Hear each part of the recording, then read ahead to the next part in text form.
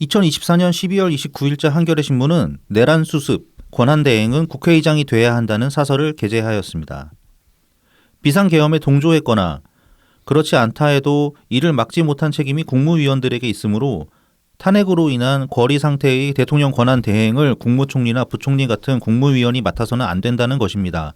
또한 내란을 막아낸 것은 국민과 국회이며 지금 민주적 정통성을 지닌 유일한 국가기관은 국회뿐이므로 대통령 권한 대행은 국회의장이 맡아야 한다고 주장했습니다.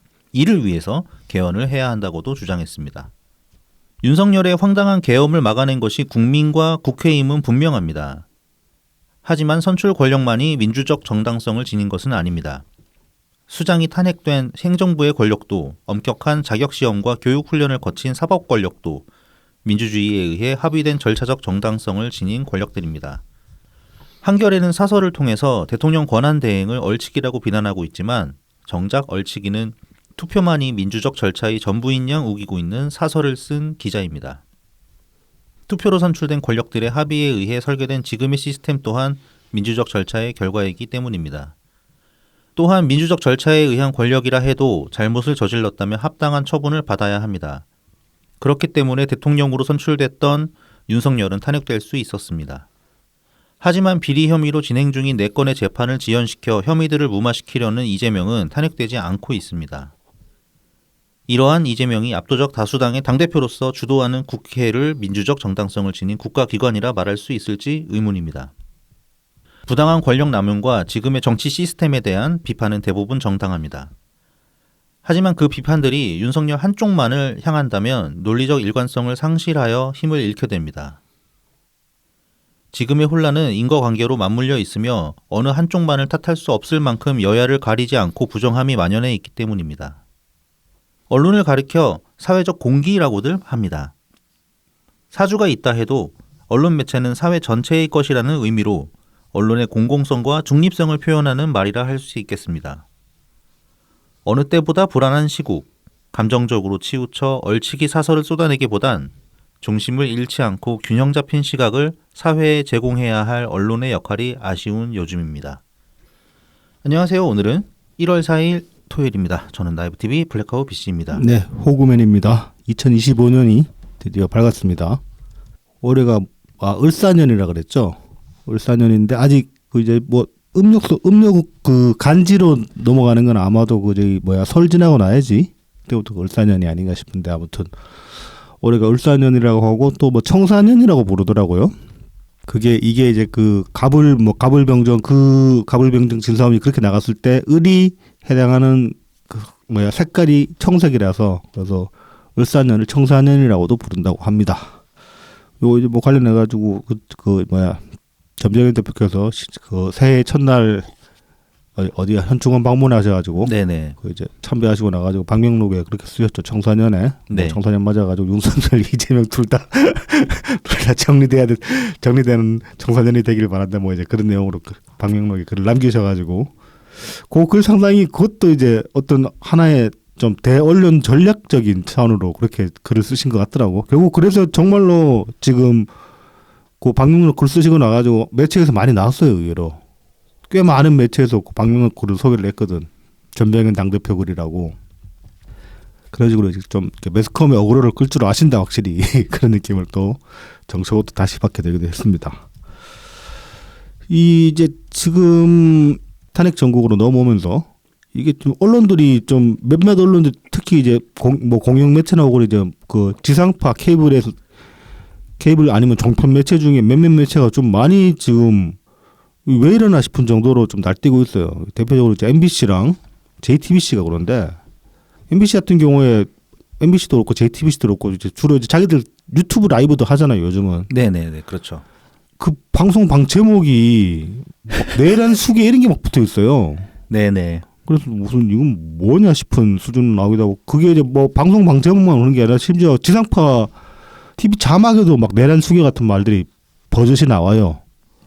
그런 식이고 JTBC 같은 경우는 저는 얘네들 좀 불안 조장하려고 그러나 싶은 게 며칠 전에 이제 작년 8월 달이었나 북한 평양에서 우리나라 드론 발견돼 가지고 국정원이 띄웠네 안 띄웠네 막 설왕설래 말이 있었잖아 한번. 네네.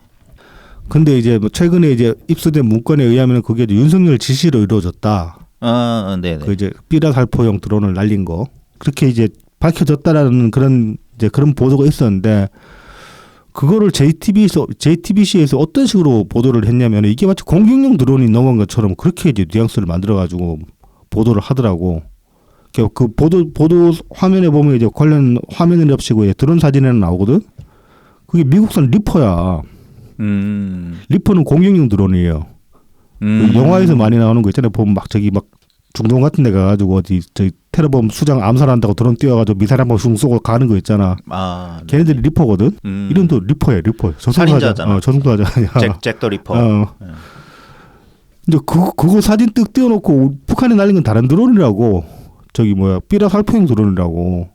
괜히 그런 식으로 해가지고 무슨 윤석열이 그 내란 그 탄핵 즈음에 정말로 이렇게 내전을 일으켜가지고 전국을 더 혼란스럽게 만들려는 의도로 북한에 그러니까 일종의 총풍처럼. 그러니까 그 제목을 저도 하나 봤는데 예. 뭐 외환 사주였나 뭐 하여튼 그렇죠. 예. 예. 외환 사주라고 할 수 있지. 아무튼 이제 외환이라는 표현이 들어갔는데. 그래서 아무튼 무슨 이제 그 지금 계엄 전국 때 그랬던 것처럼 그런 식으로 표제도 그런 식으로 지어놓고 그리고 이제 자료 화면도 무슨 공격용 드론 화면 사진 띄워놓고 했는데 실제로 실상 내용을 보면 그게 아니야. 그 의도적으로 공포 조장하는 것처럼 느껴지거든요. JTBC 뭐 작년에 그 무슨 드라마 하나 찍으면서 중국 텐센트인데 어디로부터 텐센트에서 엄청 뭐 많은 걸 뭐 4천억인가 받았다고 그러더니 투자 받았다고 하죠. 투자 받았다고 하더니만 이 새끼들 진짜로 넘어가가지고 지금 맛이 가고 있네 그런 생각이 좀 들더라고 그런 거 보니까. 그래서 인트로를 적었지만 지금 이 상황에서 언론은 좀 언론도 마찬가지고 정치도 마찬가지고 이 사람들 흥분된 사람들 좀 가라앉히려고 노력을 해야 될 거 아닙니까 사실. 지금 제일 중요한 게 사회 안정화인데 계속 불안 부추기고 갈등 부추기고 그런 거에 대해서 문제의식이 없어요 지금. 뭐 사회 안정화 시키기 위한 노력에 일조해라라고 주문을 하고 싶지만 네. 사실 이제 그럴 리는 없기 때문에 네. 그냥 좀 가만히 좀 있어라. 그냥 얌전하게 사실 보도에 집중하고 그러니까 실체 파악에 실체적인 진실에 도달하게끔 그런 활동에 신경 써야지. 뭐 프레임 잡는 데만 열중하는 것 같아요. 뭐 저기 막 떠도는 소문 같은 거 그대로 보도를 하질 않나. 지금 그 무한 그 항공 참사 관련해서도 보면은 뭐 이거 사실 지금 그 조사 결과 지금 뭐 미국 그 항공 조사국인가 거기랑 우리나라 교통조사국이랑 같이 조사를 하잖아요. 네네네. 이거 결론 나오려면 몇 개월 걸리거든요. 그럴 수밖에 없는 게 블랙박스 분석을 하면은 뭐 당시에 이제 어느 정도 내부 상황은 파악할 수 있지만은 실제로 기체가 어떤 식으로 뭐 결함이 있었는지 그런 것까지 다 파악하려고 그러면은 파손된 부위들 들고 와가지고 물성 체크해보고 그다음에 시뮬레이팅도 해보고 필요하면 똑같은 거 가져와서 실험도 해보고 해야 되잖아. 네네. 그래서 실제로는 한 3-4개월 걸릴 수도 있거든요. 이거. 그렇죠. 정밀 종사하는 데는 훨씬 더 많은 시간이 필요하겠죠. 그렇죠. 실체적인 사고 분석을 확실하게 끝내려면 그 정도 시간이 필요하단 말입니다. 그럼 사실은 그때까지는 이 사고 원인에 대해서 얘기한 것 자체를 저는 스톱 시켜놔야 된다고 생각을 해요. 근데 사고 터지자마자부터 해가지고 뭐 온갖 지금 이제 이따가 얘기하겠지만 온갖 음모론까지 나오고 뭐 괜히 그걸로 사람들끼리 또 설전하게 만들고 누구는 뭐 저기 그 방벽 때문에 그렇게 됐다. 로컬라이저. 로컬라이저 때문에 그렇게 됐다. 뭐 그래서 뭐 국토부에 책임이 있네 없네 그것부터 해가지고 뭐 그게 어느 정권 때 일이네 어쩌는지 그런 걸로 괜히 싸우게 만든단 말이에요. 실제로 보면은. 그것들이 다 근데 그렇게 사람들이 이야기하는 이유가 출처가 언론에서 나온 소스를 가지고 이야기를 하는 거거든요. 네, 그렇죠. 근데 지금 어느 것도 100% 확인이 된 게 없어요. 그러면은 자제를 해야 되는 거야. 거기에 대해서는. 왜냐하면 자기들도 검증할 방법이 없는 것들밖에 없으니까. 그럼 공식적인 발표가 나올 때까지 기다리면 되는 거잖아요. 이거 딱히 특별히 뭐 숨기는 것 같지도 않은데 지금. 왜 그렇게 사람들 조급증을 의도적으로 자극해가지고 그냥 그 알량한 클릭 수 좀 올리려고 좀 그러나 싶기도 하고 뭐 그렇습니다. 그래서 언론은 뭐 세월호 때 이후로 뭐 정신을 뭐 자기들끼리 뭐 보도 준칙을 뭐 만들어 가지고 뭐 정신을 차리는 만에 그랬는데 별로 달라진 거 없다. 지금 봐서는 전부 김어준이야? 네, 점점 김어준화 돼가는 면도 있고 분명히 뭐 그렇습니다.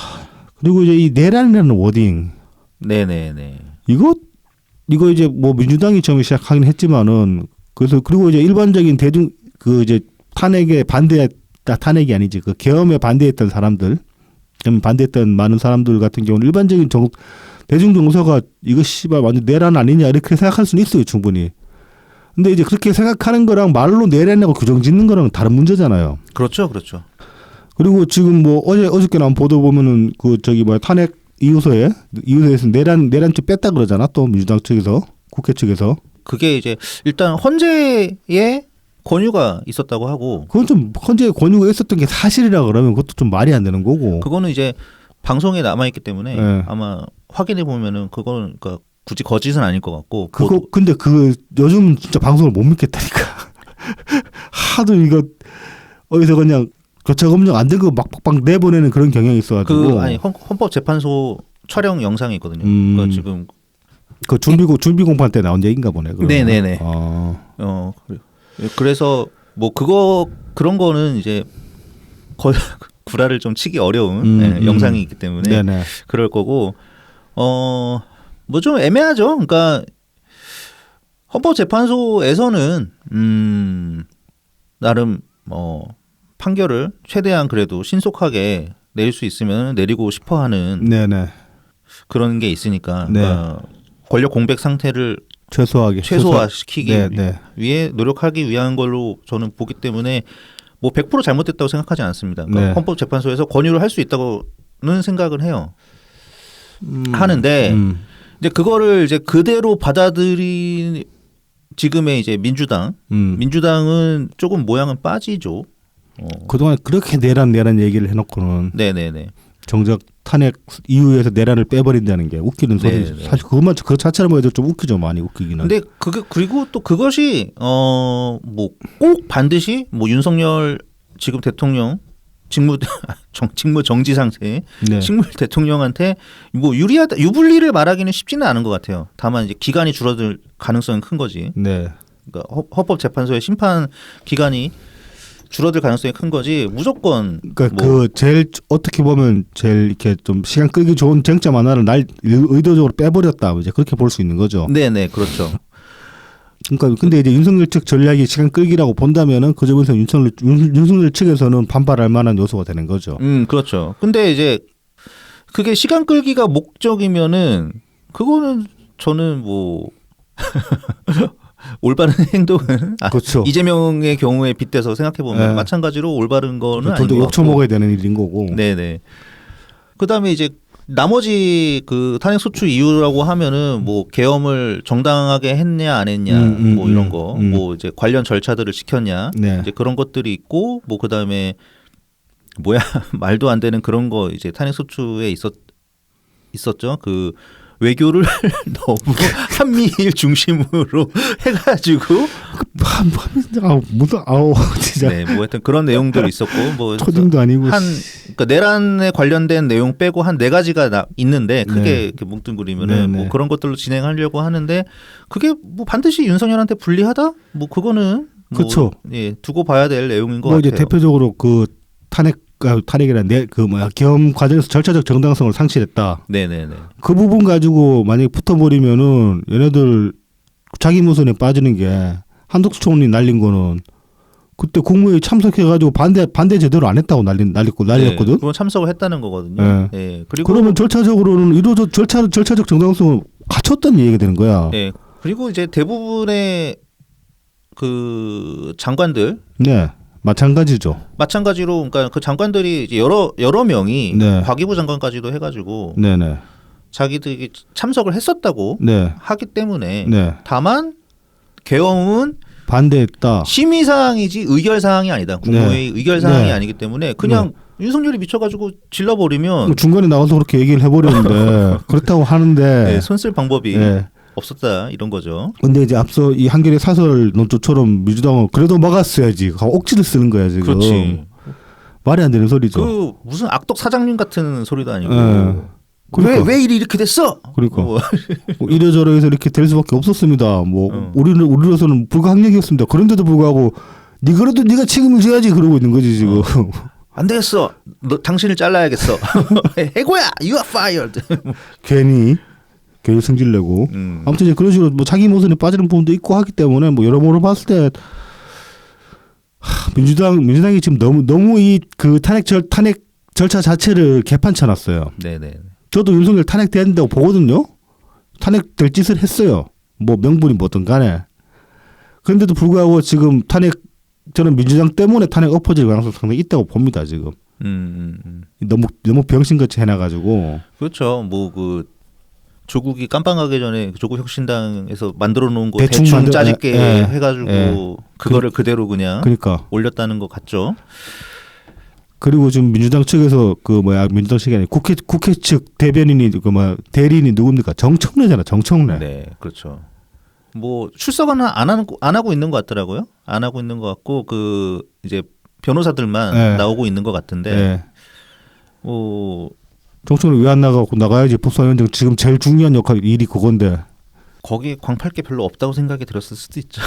근데 뭐 사실 안 나가는 게 도와주는 거긴 할 거야. 나가봤자 제대로 정청래가 거기서 논리적으로 싸워가지고 뭘 해볼 만한 그런 실력이 되는 인간이냐 뭐 절대 아니거든. 그런 건 이제 변호사들이 하는 거죠. 네, 변호사들이 하는 거고. 이게 이제 이번 그 내란죄 탄핵소추 이후에서 내란죄가 빠진 거에 대해서 이제 주진우 국민의힘 의원이 한마디를 했죠. 그렇죠. 네네. 이게 당연히 타당한 게 그 탄핵소추에서 찬성을 했을 때 내란죄 부분을 위중하게 생각을 해가지고 찬성을 던진 아마도 국민의힘 그렇죠. 네. 의원이겠죠. 네네. 그런 사람들이 있었을 거란 말입니다. 네. 근데 이제 그게 빠진다. 네. 그럼 표결 다시 해야 된다. 그러니까 표결을 다시 해야 되는 거 아니냐. 그거는 일견 타당한 얘기죠. 네. 네. 사유를 다시 적어가지고 다시 올려야 된다. 근데 뭐 그렇게 실제로 이제 될 것 같지는 않고. 더구나 국회의장도 5월식인데 그런 것도 있고. 해주겠냐고. 네. 그리고 그러면은 그러면 홀드 시키고 이거 일단 잠깐 내렸다가 다시 표결해가지고 가지고 올게요. 네. 하는 것도 조금 우습긴 하죠. 그러니까. 헌재는 헌재 나름대로 벙찔 것 같기도 하고. 네. 예. 자, 그리고 이 내란이라는 말을 자꾸 쓰는 게 뭐 어떤 식으로 이제 효과가 난다고 생각을 해볼 수가 있냐면 애초에 그러니까 그러니까 개헌 막았을 때 네. 그런 거 가지고 이제 윤석열을 내란 수개로 규정한 것까지 좋다 이겁니다. 그래가지고 우리가 내란을 막았다라고 얘기한 것까지 좋다 이겁니다. 근데 계속 내란 그러고 내란 수개 그러고 뭐 그때 뭐 내란 공범 우리 아들도 내란 동조자라 그런 애들 개딸들이 있더라. 뭐 그렇죠. 네. 뭐 아무튼 이제 그런 식으로 이찍은 내란 동조자. 네. 그런 식으로 내란 계속 규정을 짓잖아. 그래 버리면은 국회 혹은 민주당의 역할이라는 게 내란을 막는 사람들이어야 되는 거잖아. 네네. 근데 지금 얘네들 하는 짓거리는 뭐냐면은 내란을 막는 게 아니고 내란에서 이기려고 하고 있어요. 내란을 내전으로 확산시켜가지고 거기서 이기려고 하고 있어요. 이것도 그럼 또 다른 내란 수개가 되는 거예요, 얘들도. 그렇죠. 이게 그러니까 국회는 예전부터 내전 상황이었죠. 거기가 맞으면 내란이라고 봐야지. 예. 내전 그래보면 국가적으로 완전 두동강 나는 얘기가 되니까. 사실 근데 거의 두동강 났죠. 뭐 하긴 국회 차원에서 보면 오히려 그쪽이 내전에 가깝긴 하다. 근데 아무튼 그래서 무슨 얘네들은 내란을 막으려는 애들이 아니게 되는 거야 생각을 해보면은. 이 내전에서 승리해가지고 쟤네들을 국민의힘 진영을 말살시키겠다. 이거를 하고 있는 거죠. 노골적으로 드러내고 있는 거죠. 그렇죠. 예. 그래 버리면은 누가 내란 수기야 대체? 누가 내란 주모자야?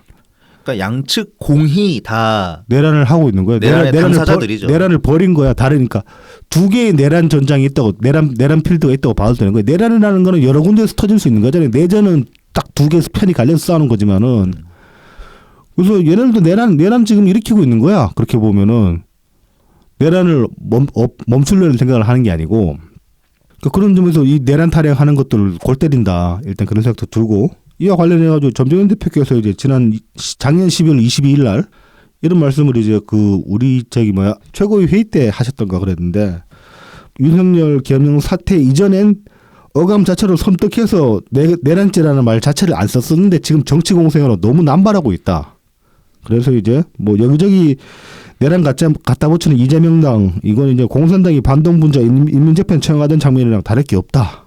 그래서 좀 말만 국정안정 내세우는 것이 실제로는 불만 부추기고 이제 사람들 막 선동하는 그런 이중 행태다. 그래서 이제 멈춰라 이렇게 일찍이 말씀을 하셨는데 이거 참 맞는 말씀이에요.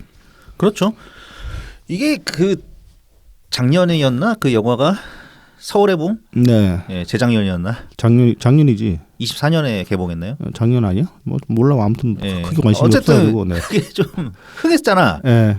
그래서 이 전두광이 나쁜 놈 이게 예. 이 지금의 좀 젊은 층에게도 확고하게 이렇게 쫙 커졌거든요. 이게 네. 그거를 이제 그대로 이용하는 거지. 그렇죠. 얘네들이 네. 아주 그냥 신나게 이용을 하려고 했는데 윤석열은 전두환, 음. 우리는 그 전두환에 저항하는 정의의 정의의 진영. 뭐 정호성이야 지들이? 정우성이지. 아무튼 그래서 무슨 뭐 내란 타령하는데 지들도 똑같이 지금 내란 부추기고 있습니다. 누구도 내란을 막으려고는 안 하고 있어요. 그러면서 내란을 입에 담는 거는 그냥 다 같이 죽자는 소리밖에 안 되는 거야 이거. 이게 그 윤석열의 계엄 하나에만 포커스를 맞추면은 이게 역사적으로 의미가 굉장히 축소됩니다. 그렇습니다. 네. 네. 예전에 네. 김어준을 굉장히 아끼던 네. 그 도울 김용옥 씨가 네. 어느 EBS 쪽이었나? 네. 거기서 6.25 전쟁을 가지고 얘기를 하면서 네네. 6.25 전쟁을 1950년 6월 25일 새벽 4시에 북한이 기습 남침을 해가지고 네. 벌어져서 유엔군이랑 다 몰려서 싸워서 했다고만 설명을 하면 네. 그거 6.25 전쟁이라는 거를 굉장히 역사적으로 축소시키는 네. 그런 결과를 낳는다. 네. 그렇게 볼 게 아니다. 이거는 동아시아 전쟁이다. 이거는 네. 왜냐하면은 중국 막 소련 이렇게 막 다 끼어들고 네. 그 다음에 미국이랑 이렇게 와가지고 한반도라는 땅에서 부딪힌 거잖아요. 네. 그러니까 그런 개념으로 확인해야 된다. 이게 네. 그렇게 봐야 되는 건데 그냥 북한이 쳐들어와서 우리 맞서 싸운 거다 이렇게만 하면은 그냥 그 김일성이랑 이승만이랑 싸운 거다 이런 식으로밖에 안 된다는 거죠. 그래서 이거 윤석열의 계엄에만 포커스를 맞추면은 그 전에 행해왔던 민주당의 폭주 입법 폭주가 확 가려지게 되는 겁니다. 지금 실제로 그러고 싶어하죠 지금 민주당. 그렇죠. 당연히 그러고 싶어. 과거 세탁 갈 기회가 된 거지 말하자면. 그렇죠. 근데 세탁이 안 되고 있죠. 왜냐하면 우리 같은 인간들이 계속 리마인드 시키기 때문에. 아니 사실 민주당의 탄핵을 진짜 남발해왔다고는 알고 있었지만 28번? 29번. 네, 29번. 지금 그게 29번이 지금 이제 그 윤석열 탄핵 전까지 29번이었거든. 예, 예. 근데 윤석열 탄핵하고 이제 한덕수 탄핵했으니까 31번이에요. 31번. 예. 20번이 넘게 그렇게 30번에 가깝게 네. 했을 줄 우리도 몰랐잖아. 그렇게까지 많이 한 줄은. 나는 알았어. 그 정도? 지난주 인터넷 서비스 조사를 했기 때문에. 작년 6개월 동안 14번 했다니까. 그러니까. 말이 되냐고 그게. 6개월 동안 14번 한 달에 2번 이상 한 거야. 보름마다 한 번씩 한 골이라고 거의. 이거 미친 짓이지 진짜. 게다가 근데 굳이 승패 개념으로 보자면 전패 아니야. 전패는 아니지. 그 검사 누구 하나 있나? 검사 중에 직무정지된 사람 있잖아. 아니 직무정지 말고 완전히 탄핵 인용된 사람이 있었어요? 탄핵 인용된 사람 한두 명 있지 않았나? 아무튼 뭐 승률 거의 90, 그러니까 패배율이 90% 넘어가긴 해요. 네. 그러니까 거의 뭐 이거 쓸데없이 트집 잡아가지고 탄핵 걸어가지고 괜히 직무정지 시키려고 발목 잡으려고 했다는 비판에서 절대 벗어날 수가 없죠. 결과적으로 보면은 민주당에서 그동안 지금의 야권에서 검찰도 비판할 때 뭐 기소해놓고서는 제대로 혐의 입증도 못하고 그러니까 뭐 이렇게 털기식으로 뭐 아무거나 꼬투리 잡아가지고 기소했다 그랬는데 정작 지들이 그런 짓을 하고 있는 거야. 그렇게 해가지고 이제 무죄 판결 나면은 이거 실패한 기소 아니냐. 그렇죠. 그래서 검사가 거기에 대해서 책임을 져야 되는데 오히려 뭐 승진하고 이거는 그러니까 먼지 털이식 정말 괴롭히기 위한 수사다 이렇게 비판해놓고서는 지들이 더 똑같은 거잖아. 지들이 더 해요. 괴롭히기 탄핵이잖아. 검사가 기소 실패율 90% 나오면 옷 벗어야 돼. 그렇지 진짜 벗지 그거는. 쫓겨나. 그런 검사는 진짜 옷 벗죠. 쫓겨나가지고 변호사 기업도 해도 제대로 밥 벌어먹고 살기도 힘들 거야 이 수준이면은. 그래서 참 이 지경이니까 뭐 윤석열 그리고 탄핵 때도 마땅하다라고 생각을 하면서도 이 민주당 주장이 절대 손을 못 들어주는 거예요. 그냥 똑같은 새끼들이니까 어떤 면에서는 더한 면도 있으니까 그런 데다가 지금 이 시국을 그냥 정치적으로 이용하려고 오히려 부추기고 있다 사람들을. 그런 면도 굉장히 나쁘게 보인다. 뭐 이제 그 정도로 얘기를 앞에 좀 이야기가 좀 길었네. 네네네. 이야기를 30분이나 했네요. 네. 네, 길어졌습니다. 아 그럴 수도 있지 뭐 해도 네네네. 넘어가고 하다 보니까. 그렇죠. 네. 이 시국 좀 핑계를 대겠습니다. 네. 자, 그래서 이제 이 정도로 하고 이제 저희 본 내용으로 25년 첫 에피소드를 시작하겠습니다. 그 전에 저희를 도와주시는 고마운 분들 소개해드리겠습니다. 유튜브 후원 댓글을 통해서 써먹님 후원해 주셨습니다. 감사합니다. 감사합니다, 써먹님. 뭐 재밌는 방송 기대하신다 하셨는데 저희가 네네. 들을 수 있는 건 언제나처럼 딥슬립밖에 없기 때문에 알아서 딥슬립 하시기 바랍니다. 요새 그 딥슬립 간증 댓글이 좀 네. 없어가지고 요새 혹시 효과가 떨어지는 거 아닌가 좀 걱정이 됩니다. 시국이 불안해가지고 다들 잠을 잘 못 주무시나 봐요. 물론 시국이 네. 더 강력하긴 하죠. 네. 저희 따위보다는. 그렇죠. 네. 자, 그리고 후원 계좌를 통해서 엑스친 S님, 김불멸님, 웰컴피터님 후원해 주셨습니다. 감사합니다. 감사합니다. 자, 다음은 제공입니다. 웰컴퓨터입니다. 부산 사하구 낙동대로 323번 길의 6 사하역 2번 출구 앞에 있습니다. 070-8742-9595 051-271-0066 010-869-1-0079입니다. 트위터에서 웰컴퓨터, 인스타그램, 페이스북, 네이버 블로그에서 웰컴퓨터 @AIR SEE 숫자 12를 검색해 주시면 됩니다. 오랜 조립 경험을 바탕으로 최적의 견적을 구성해 드립니다. 가성비 좋은 사무용부터 게이밍, 딥러닝용 같은 최고 사양의 PC까지 조립해 드리고 있습니다. 다나와 최저가 가격으로 만나보는 웰컴퓨터 견적을 지금 바로 확인해 보세요. 전국 어디서든 AS가 필요하시면 연락 주시기 바랍니다. 안전한 배송에 사용하는 웰컴퓨터의 배송 박스를 미리 보내드립니다. 문제가 생긴 컴퓨터를 웰컴퓨터의 배송 박스에 넣어서 보내주시기만 하면은 전국 어디에서도 편하게 웰컴퓨터의 서비스를 받으실 수가 있습니다. 유튜브 웰컴퓨터를 통해서 연락 주시면 사은품도 별도로 챙겨드리니까 꼭 말씀해 주시기 바랍니다. 자, 다음은 달품은 농장입니다. 트위터 달품은 농장 DALPUMEUN, 인스타그램 달품은 농장 _농사짓는 문파 DALPUM 숫자 1입니다. 진한 풍미와 영양이 살아있는 청란, 청기역부터 친환경 우렁이쌀, 그리고 고춧가루, 참기름, 들기름, 서리태콩, 찰, 옥수수까지 달품은 농장에서 건강한 우리 농산물로 건강한 밥상을 준비하시기 바랍니다. 마지막으로 라만까까입니다. 네이버 스마트 스토어에서 라만까까를 검색해주세요. 머랭쿠키, 오란땅, 마들렌, 곡물쿠키, 구운 찰떡, 호두강정, 에그타르트, 소금빵이 준비되어 있고 얼마 전에 슈톨렌, 연말 슈톨렌 성황리에 마감했습니다. 이벤트도 성황리에 이제 마감이 됐죠. 네네. 그래서 당첨자 4분 나오셨는데 뭐 저기 알아서 보내주시겠다고 하시니까 따로 언급은 않는 걸로. 네네네.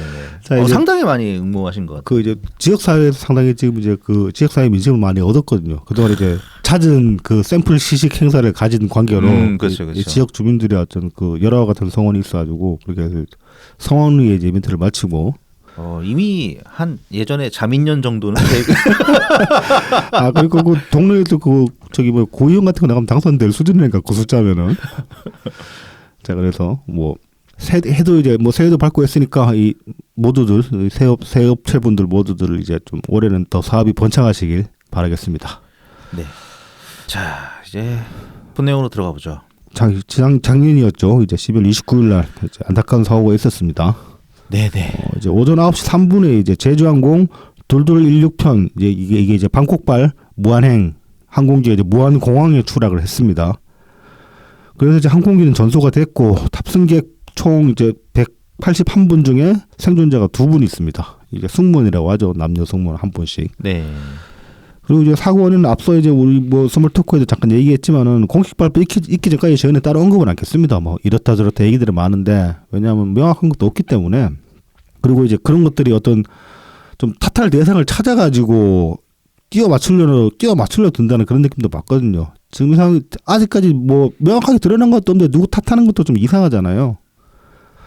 그래서 이건 이제 뭐 사고 원인에 대해서는 저희는 따로 언급을 않도록 하겠고, 그리고 이제 사고가 이제 9시 3분에 터지고 9시 57분경에 정부 서울청사에서 이제 그 중대본 대책회의가 열렸습니다. 그래서 이제 최상목 그 권한 대행은 이제 뭐 일상 그 통상적으로 하는 얘기 있잖아요. 이제 뭐 지원 대책 강구하고 뭐 현장에서 나오는 목소리 그대로 다 반영해라 뭐 이제 그런 지시를 남기고 바로 무안으로 내려갔어요. 이날 회의 네. 마치자마자.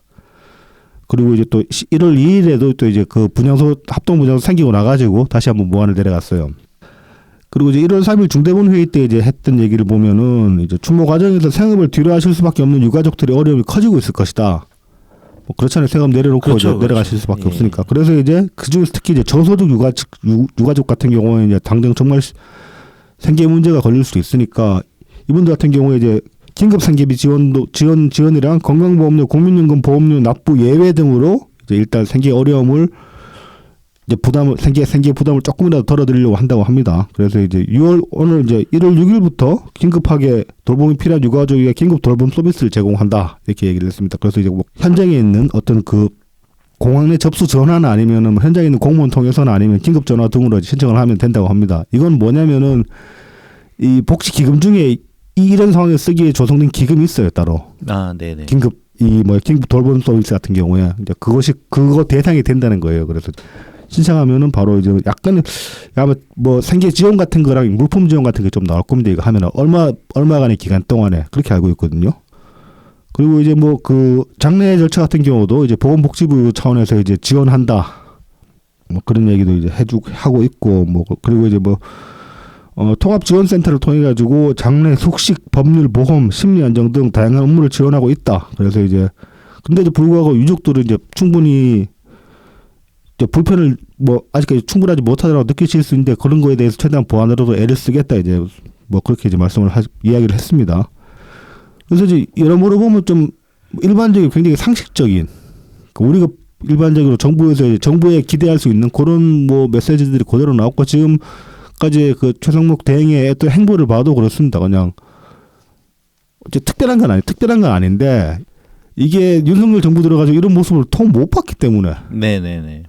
뭐 하다못해 저기 어디야 이태원 참사 때도 대통령이라고 일합시고 이런 식의 메시지도 제대로 낸 적 없잖아.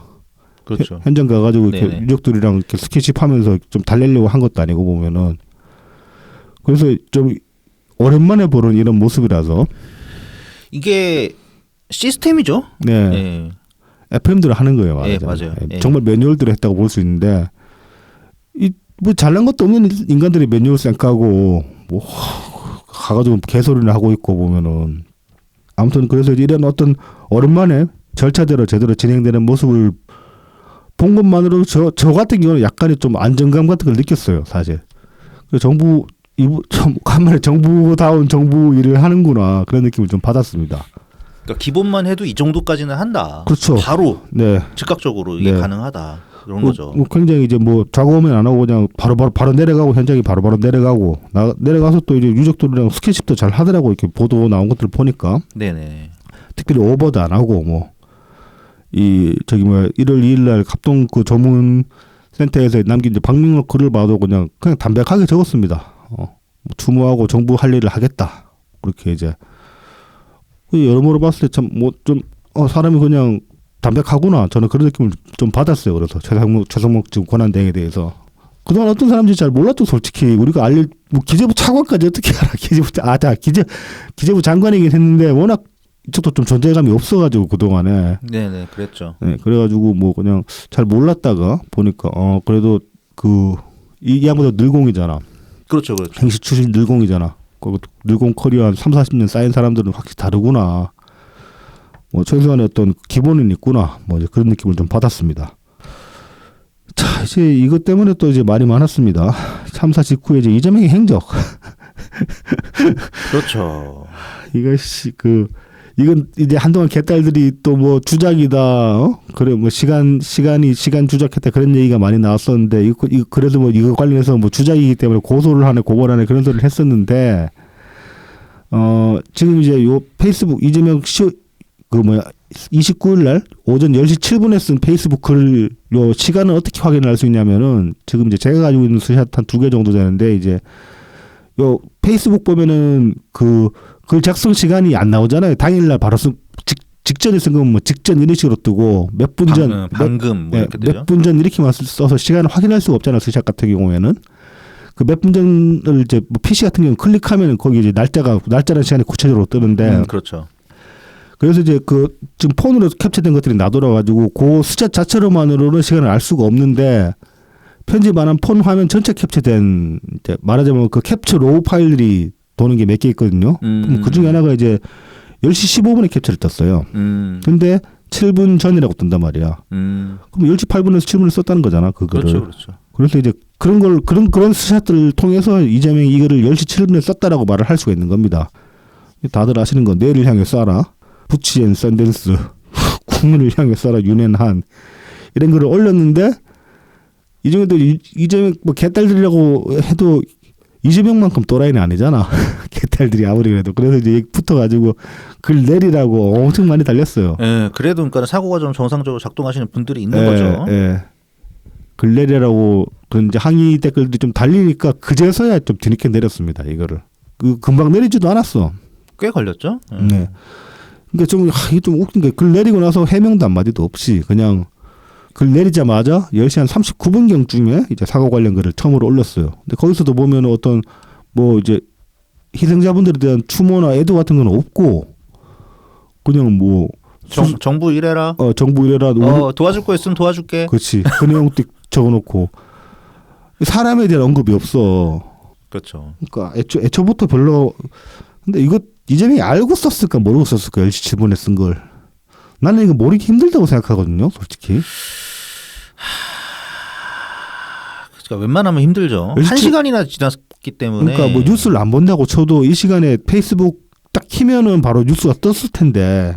글로 떴을 텐데 자기 타임라인으로 쭉 뜨잖아. 그리고 뭐 그 민주당 애들 단톡 그렇지. 있잖아. 그 톡방도 있고 그렇지. 올라오지. 그런데 아이고 뭐 큰일이 났네요. 뭐 이런 식으로 뭐라도 나오죠. 아니 뭐 자기 뭐 비서관들이 이거 뉴스 문자도 안 보내줘 이런 거 있는데 지금 무한에 사고 났습니다라고 그런 것도 안 보내줘?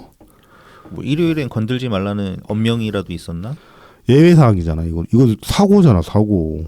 아니 근데 수령님 말씀은 예외고 나발이고 그냥 칼같이 지켜야 되니까 이때 눈을 떴다는 게 가장 눈 뜨자마자 쓰는 글이 이거야? 미친 새끼지. 근데 이제 어찌됐든 간에 눈 뜨자마자 썼다고 그래도 이 페이스북에 이걸 쓰려고 페이스북 앱을 키면은 저는 뉴스가 떴을 거라고 보거든요. 그래서 알기 모를 리가 없을 텐데 아마도 그냥 그 사고 뭐 그 속보 단신 같은 거 보고 그냥 큰 사고 아닐 거라고 생각했을 가능성이 저는 컸다고 봐요. 네. 제대로 알아보려 하지 않고. 그러니까 애초에 이런 참사에 대한 어떤 그 개념이 없는 거지. 일반인들은 어디 좀 큰 불만 났다 그래도 당장에 어이구 사람 어떻게 되는 거 아니냐고 걱정하기 마련이거든요. 어제도 저기 어디야 분당에 네네. 그 좀 큰 불 났었잖아. 네. 다행히 이제 인명 피해는 뭐 저기 경미했다고 하는데 뭐 중상자를 한 명도 없이 그냥 무사히 다 구조됐다고 해서 참 다행스러운데 저도 어제 그 불 같은 경우도만 봐도 아유 또 무슨 일이냐 싶더라고. 보통 그렇게 생각하는 게 인지상정 아니겠습니까? 어디 좀 큰 사고처럼 느껴지면 특히나. 그러면 들어다가 그 뭐 기사를 클릭해가지고 이게 어떻게 된 일인지 보기 마련인데 그조차도 안 했다는 거거든요. 몰랐을 리는 없다고 생각해요, 저는. 상황이 얼마나 유중한지를 몰랐던 거지 이 상황이 벌어진 것 자체를 모르지는 않았을 거라고 생각하거든. 근데 이 상황이 얼마나 유중한지를 몰랐다는 거는 자기가 알아보려고 하지 않았기 때문에 그랬을 가능성이 커 보이고 그렇다는 거는 애초에 이런 어떤 그 큰 사고에 대한 사회적 뭐 재난 사고에 대해서 갖는 개념이 없다는 거예요. 이건 그러니까 이런 식으로 생각할 수 있는 거는 사이코패스거든, 진짜로. 남 일에 관심 없는 거야. 남이 죽든 말든 뭐 내 알바임 이렇게 되는 거지. 그래서 어떤 이재명이 이 글에서 좀 어떤 그런 이재명의 어떤 그런 정신 세계를 좀 약간 파악할 수 있지 않을까 그런 생각을 좀 해보게 됐습니다. 그리고 되게 유치하죠. 네. 일단 내용도 유치한데 윤앤한이잖아. 네. 이게 한은 뭐 한덕수인지 일 수도 있지만 높은 확률로 한동훈 네. 전 대표일 것 같죠. 근데 이게 12월 29일이잖아요.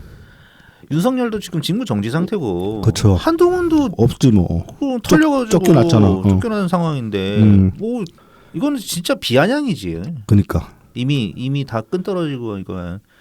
그러니까 지극히 우리의 입장에서 봤을 때는 지극히 이재명스럽다. 그리고 이 내를 향해 쌀은 뭐 요거 원래 그 국내 제목도 보면 내를 향해 쏴라지 이렇게 느낌표까지는 안 붙이거든. 네네네네. 굳이 느낌표 붙인 거는 좀 혼자 신나가지고 들떠가지고 신났지. 그런 것 같다는 느낌도 그 받았고. 뭐야? 탄핵안 가결되고서 이렇게 뒤돌아서 그 웃으면서 그 기어 나오는 예. 그 장면 사진이 딱 떠오르죠. 그 우리 지난 에피소드 그 짤로 썼던 거. 예, 예. 썸네일로. 예. 그 다음에 이제 뭐 어떤 사고 관련해서 올린 것도. 예. 그러니까 저는 그 글을 보니까 예. 예전에 이제 이재명 성남시장 때 막 예. 트위터로 뭐 예. 이거 지시대로 하라고. 예. 뭐 누구 주무관 뭐 예. 이거 대응하라. 예. 이거 대응하라. 이거 생각나더라고. 지가 뭔데? 그러니까 그때는 지가 성남시장이기라도 했지. 그치. 공무원 예. 대빵이었잖아요. 예. 지금은 그냥 당대표잖아. 국회의원이고 이제 민주당 당대표잖아. 네. 뭔데 시킴질을 하고 시키고 자빠졌어. 지가 무슨 권한이 있다고. 그러니까. 공무원들 뭐 일하고 나면 어떻게 져줄 수 있다고. 자, 근데 아무튼 이제 이 부친 썬댄스 키드 글 때문에 이제 비판 여론이 상당히 세게 일었단 말입니다. 네, 네.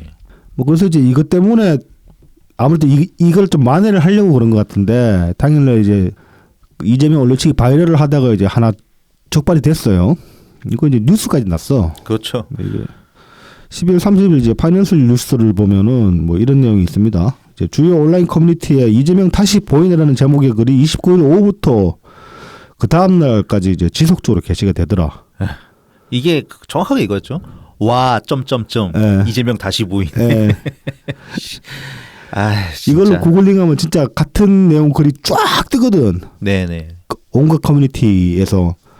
그래서 글 내용이 이래요. 지금 정부 전체가 손 놓고 있는데 이재명 혼자만 바로 참사 현장 찾아갔다고 함. 이러니 저러니 해도 일하는 진짜 잘한다던데 라는 내용. 근데 앞서 말씀드렸다시피 최상목 권한대행 당일 아침에 당일 그 참산하고 50분 정도 지나가지고 무슨 회의야? 중대본 회의. 중대본 회의 열고 끝나자마자 바로 무한내려가서 제일 먼저 일어난 게 최상목 권한대행이에요. 근데 무슨 일을 안 했다는 거야 일단. 그것도 말이 안 되는 소리고. 이재명이 무언 가서 또 뭔 일을 잘했다는 거예요 대체. 그러면서 이제 아무튼 이 글이랑 그 29일에 이제 무한 내려가가지고 이렇게 무릎 꿇고 있는 사진 하나랑 같이 이제 계속 똑같이 글이 나던 거야. 수첩 들고. 예. 이런 거 옛날에 DC에서 꾸준 글이라고 있었거든. 이제 같은 글, 같은 사진, 같은 내용 반복해서 계속 올리는 글. 아, 네네. 예전에 그 김기동 사진 그런 거. 김기동으로 검색해 보시면 나옵니다. 잉베이 사진. 아니면은 뭐 싱하영도 이런 계열이라고 볼 수 있고. 싱하영. 이딴 짓을 이거 개인이 자발적으로 했겠습니까? 나는 아닐 거라고 생각해요. 아니죠. 네. 이런 짓 잘하는 애들 있잖아. 그 저쪽 의원실에. 네네. 그런 애들 걔네들이 했을 거라고 보는데 좀 하려면 제대로 하든가. 이게 뭐냐고 도대체. 금방 들통나게.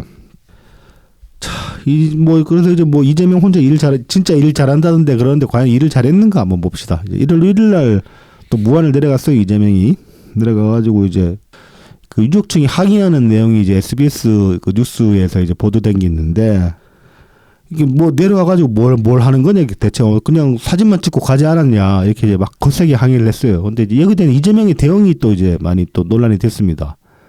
그 이제 주변에 이제 경호하는 애들이 이제 막 그 재질 말리려고 할 거 아닙니까? 그러니까 이제 뭐 놔둬 이렇게 얘기를 한 거야. 놔둬. 세 번 얘기하죠. 그러면서 뭐 이렇게라도 해야지 이렇게 얘기를 해요. 저는 놔둬도 짜증 났지만 이렇게라도 해야지 이 말이 저는 더 짜증이 났는데 이렇게라도 해야지라는 걸 애초에 그 유족분께서 그 자리에 있는 이유가 이재명한테 항의하려고 그 자리에 있었다는 소리가 되는 거거든. 아니지. 네가 내려와가지고 이분이 화가 나신 거지. 괜히 내려와가지고 사진만 찍고 진정성 없는 소리만 몇 마디 하고 갔는데 가는 그 꼬라지가 화가 나서 그러시는 건데 그러면 안 내려갔어야지. 지가 내려가서 화도 꺼놓고 이렇게라도 하게 해야지. 뭐 이게 이게 말이야 방구야? 이렇게 얘기하면 뭐 죄송하다 뭐 부족한 게 있으면은 우리가 어떻게 더 노력해 보겠다 그렇게 얘기를 해야 되는 거 아니야 이 상황에서는? 근데 마치 뭐 자기가 안 들어도 될 욕 그냥 들어주는 것처럼 여기 그런 거인 것처럼 무슨 자기가 욕바지를 자처하는 것처럼 그렇게 얘기를 하고 있어요. 아니야 욕바지가 아니고 네가 사람들 화를 돋군 거라고. 이거는 욕바지라는 거는 안 들어도 될 욕을 대신 들어주는 게 욕바지잖아요. 이렇게라도 해야지라고 말할 수 있는 거는 사실 뭐 내가 들어야 될 욕은 아니지만은 당신들이 그렇게 해서라도 좀 속이 풀린다면은 얼마든지 하십시오라는 그런 맥락이 되는 건데 이건 전혀 그런 맥락이 아닌 거거든요. 네 존재 자체가 억울하고 왜냐하면 네가 그 전날도 내려가가지고 사진 한 장 받고 그냥 장면 연출만 하고 그냥 휙 가버리니까 사람들이 이게 뭐야 싶었으니까 다음날 또 내렸을 때 이렇게 얘기를 하는 건데 괜히 어슬렁어슬렁거리고. 예. 게다가 기자들은 좀 많이 달고 다녀? 그러니까 기자만 달고 다니나 유튜브도 달고 다니지 이 새끼는 또 하여튼 사람 주변에 엄청 많았을 거예요. 빨판상 걔네들 빨판상하고 똥파리지 걔네들이야말로 그 중간에 몰려있는 유튜브 같은 애들. 그러니까 그런 작태 때문에 지금 이분이 화가 나신 건데 참 이따위로 얘기하는 것도 참 야 이런 게 무슨 민주주의적 지도자라고 그렇게 진짜 이해가 안 된다. 이 딱 못 느끼나 이런 상황 이런 꼴을 보면서 여기서 뭐 어떤 독재나 혹은 이제 어떤 그 독재적인 독재자스러운 면모를 못 느끼나 이런 걸 보면서 얼마나 오만하고 거만한지 사람들을 얼마나 우습게 아는지 그런 걸 못 느끼나 난 이해가 안 돼. 저도 뭐 이해가 잘 안 됩니다. 그 뻔히 보이는 건데 이거는 진짜로 이런 태도 하나만 봐도 이 전날 무안 갔다가 그 호남 가가지고 무슨 뭐지 광주 민주화 어머니회 5월 어머니회 5월 어머니랑 뭐 딸기 먹고 희덕 때도 왔잖아. 신나던데 딸기가 그렇게 맛있었는지. 거기 가서는 또 뭐라 그랬더라 뭐 계엄군이 어쩌고 뭐 그런 소리를 했잖아. 또 광주 갔다고. 그리고 지금 이 어떻게든 지금 이제 이 무한 참사 같은 경우도 이걸 또 정치적으로 이용하려고 하는 게 지금 광주에 그런 얘기 나오고 있어요. 민주당 애들이 광주 내려가가지고 했다는 소리가 지금 이 무한 참사 희생자분들 있잖아요. 5.18 유공자랑 동일하게 대우를 해야 된다. 그 소리를 하고 다닌대. 이유가 뭐냐면은 윤석열 계엄하에서 벌어진 일이기 때문에 계엄군에 의한 희생자다. 이런 논리래. 이런 논리 비약도 정도껏 해야지. 그러니까 이거는 광주 5.18 희생자분들에 대한 모독도 되는 거예요. 이거는. 그렇죠. 안 그래도 지금 뭐 돌아가신 분들은 이미 돌아가신 거고 그 지금 남아 있는 사람들이 그 뜻을 제대로 기리고 있는 것 같지도 않아 보이는데 제가 보기에는 그 와중에 이딴 소리를 하고 광주가 내려서 이딴 소리를 하고 다닌다고 합니다 지금. 그래서 참 모르겠다. 뭐 트윗에는 그저 호남 이야기 적긴 했습니다. 뭐 그래 그 얘기는 해보자. 저는 더 이상 이제 광주가 민주화의 성지라고 생각 안 합니다. 그러니까 민주화의 성지라고 생각을 안 하는 게 아니라 민주화의 성지였던 때가 있었죠. 그렇죠. 네. 그럼요. 네. 그리고 이제 그 역사 자체가 사라지진 않을 거예요. 근데 그거를 그 살아남은 사람들이 제대로 이어받아가지고 그 정신을 계승했냐면 저는 그렇지는 못하다고 봐요. 지금 와서는 없어요. 본질은 사라진 지 오래예요 이미. 그리고 결국 이제 그 고인물화 돼버린 그 안에서 또 다른 형성돼버린 기득권에 안주해버린 사람들이 지금 광주를 저는 발전도 못하는 지체된 도시로 만들어 버렸잖아.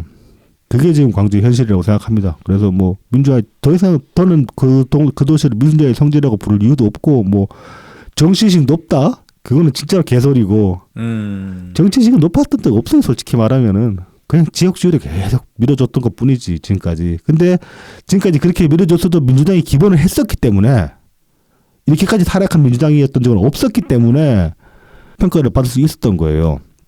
근데 이렇게까지 타락했는데도 민주당을 밀어준다? 아니 문재인 당대표 시절에 안철수가 찢어져 나가니까 그때는 안철수 밀어줬던 사람들이 그게 엄청 웃기는 거였죠. 그렇죠. 그때 당시에 호남 분들이 가졌던 민주당의 불만에 대한 내용이 뭐 아무나 공천장 줘가지고 당선시킨다. 뭐 호남을 아주 그냥 호조수로 보냐. 그 호남 홀드로는 이제 그야말로 그런 거였는데 그 호남에서 계속 그 배지 달고 밥 벌어먹던 애들이 나가서 만든 게 국민의당이거든. 그렇죠. 근데 걔네들을 또 뽑아줬어. 뭐 하자는 거야 대체. 그러니까 그때 당시에 민주당은 막 혁신위 해가지고 이제 혁신위안 해가지고 그래도 최대한 좀 다른 새 얼굴 이렇게 공천을 줬잖아요. 뭐 이상한 애들 하나 있었지만 이번에 당선됐지 그 새끼 그 광주에서 그 삼보일배 처하던 3부 1배 하다가 아 다리 아파 이래가지고 했던 애 있어. 정 누구라고. 예. 이번에 당선된 것 같은데 작년에.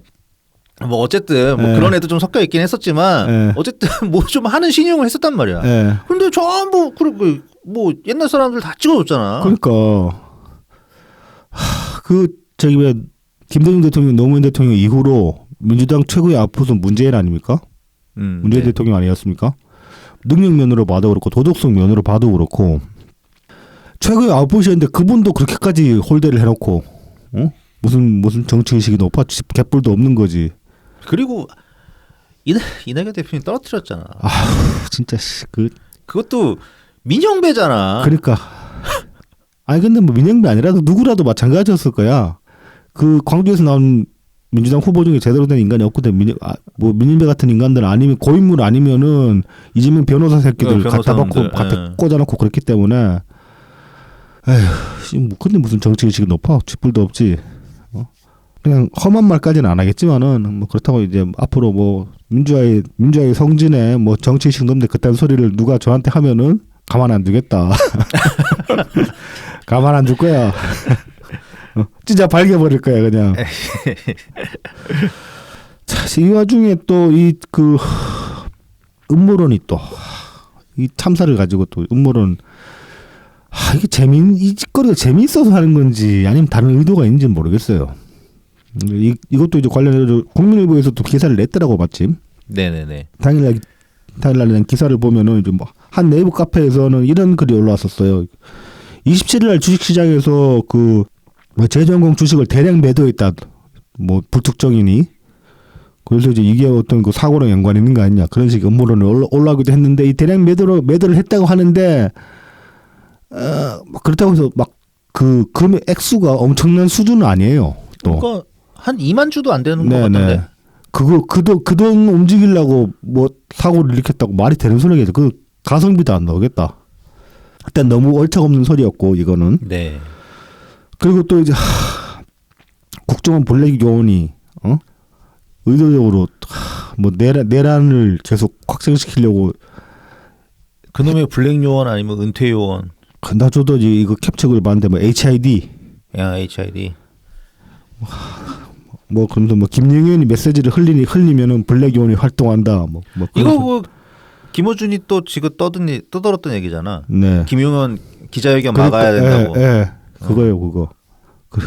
뭐 무슨 메시지인지도 모르겠고 뭐 그러면서 이제 뭐 여기 덧붙이는 게 뭐 그런 거예요. 그 김민석이 몇 달 전에요. 계엄 얘기했을 때 다들 쌩깠지만은 사실 아니었냐 하면서 이것도 사실일 거라고. 정말 그랬으면은 지금 아직도 계엄이야. 그렇게 준비를 열심히 한 계엄이었으면 아직도 계엄이라고. 아니 그리고 사실 뭐 김민석 말이 맞다고 칩시다. 그럼 몇 달 전에 알았다는 소리잖아. 그동안에 뭐 했는데 대체? 그러니까. 방관한 거 아니야? 뭐 했어? 단속을 했어야지. 검사 탄핵이나 하고. 자, 그리고 검사 탄핵한다고 계엄이 막아지냐고. 지금까지 나온 요것들은 그 저쪽 편, 그러니까 이쪽 편도 우리는 이제 어디 이쪽 저쪽이라고 말할 수도 없고 좌우라고 얘기를 해야 정확하게, 되나? 정확하게 뭐 민주당 진영, 뭐 이런 식으로. 요 나온 두 가지 음모론은 민주당 진영에서 나온 얘기고, 네네. 진영 이제 지지자 그룹에서 나온 얘기고, 이 다음 얘기는 아무래도 저기 국힘당 쪽에서 나온 얘기 같아요. 북한 지령 받고 터뜨렸다.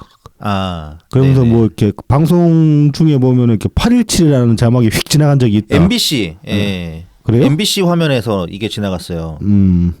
뭐 광복, 그다음에 뭐 8.17. 그 잘못 뭐 오류 나가지고 그렇게 됐다는 그거지. 네네네. 네. 그러면서 이 8.17이라는 게 북한의 대남 공작 지침인 8.17 방식입니다. 뭐. 하필 또 숫자가 맞아. 그러니까 웃기게도. 끼워 맞추면 다 끼워 맞출 수 있지. 아니 그러니까 또 하필 그게 있었다는 게 난 너무 웃겨서.